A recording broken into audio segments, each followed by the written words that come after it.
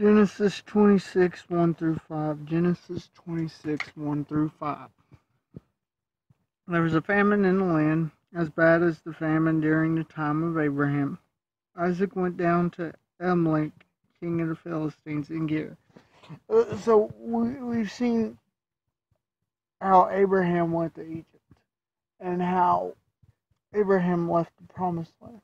But this Philistine territory would have been in the promised land, and Israel later would occupy, most likely under Solomon's reign, if not under David's or Saul's, but they would have conquered it.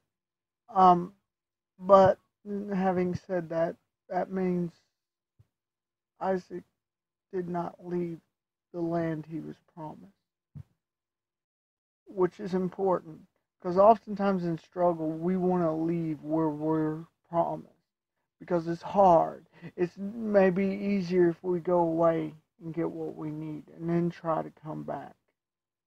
But if we do that, that doesn't show we're dependent on the Lord and shows a lack of faith. God appeared to him, and this is why he stayed.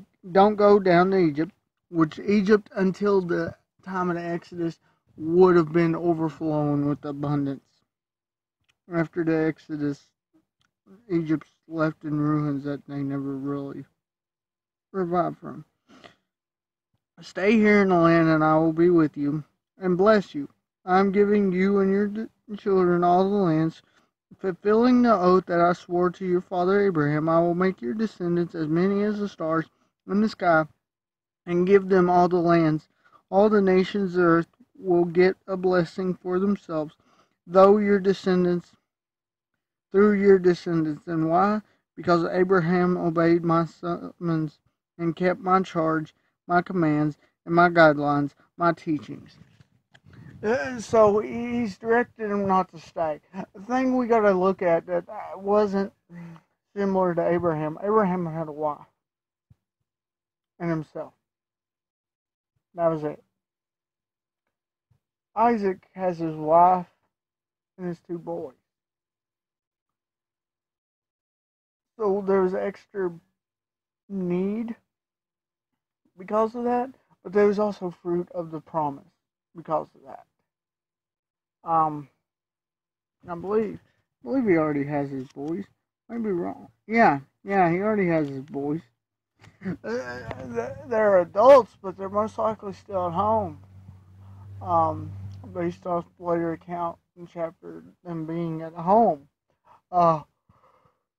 So he had kids that needed food too. So him staying meant they stayed. You know, what type of example are we setting? We see Abraham's standard following God's will.